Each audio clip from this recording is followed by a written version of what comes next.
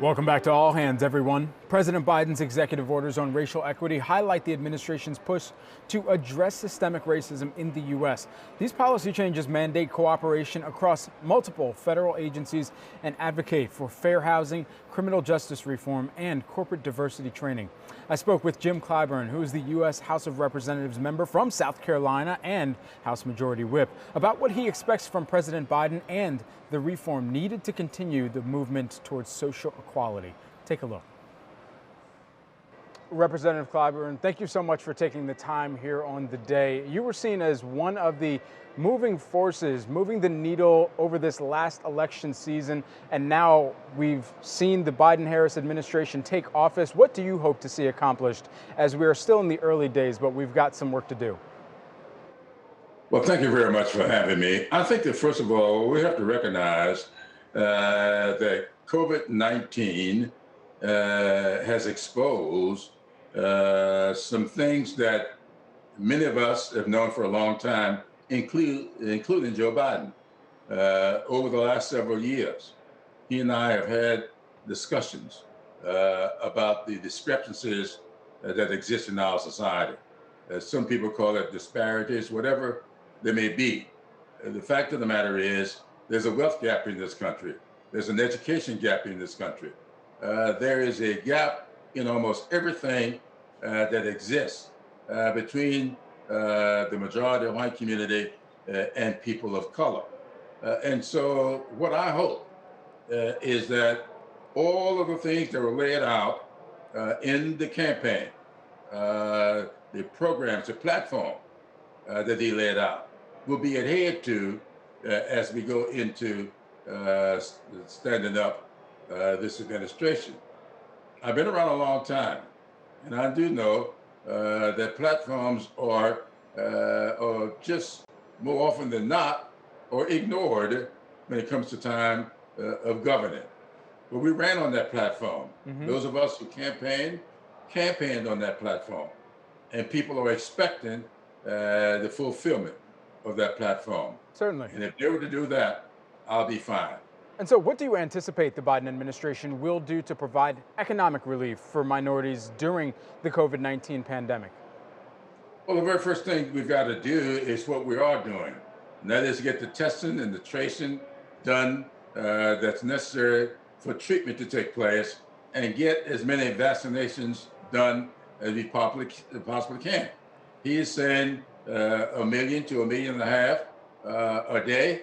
I think we can do that.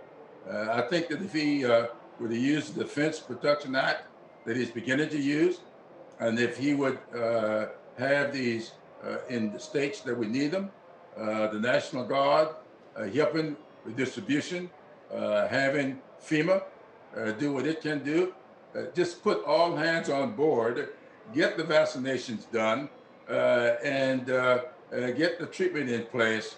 I think we can get done what needs to be done.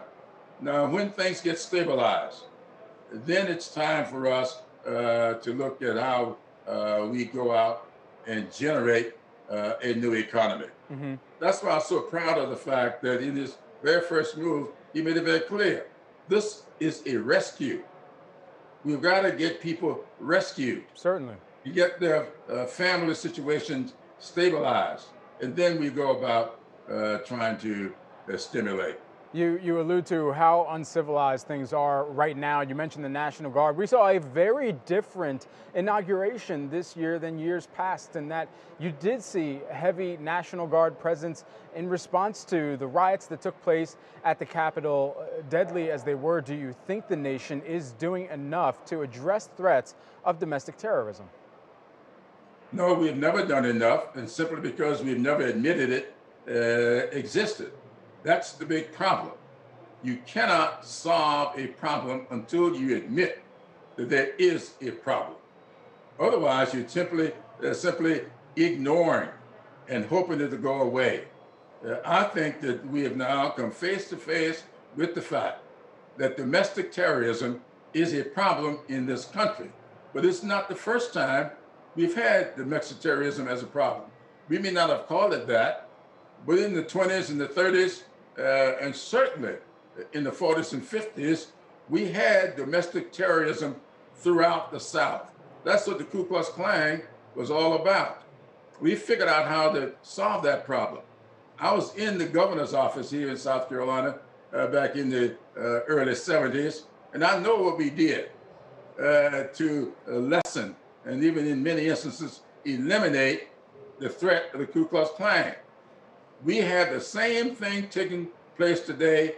They call themselves the Proud Boys in some areas, other things in other areas, but it's all the same thing.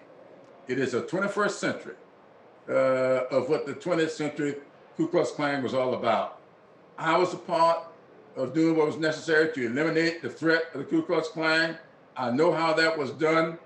We can do that today, but you've got to admit that the threat is there. Joe Biden has admitted it, so he's going to go about to do something about it. We had 45 refuse to admit it. In fact, he was a part of it.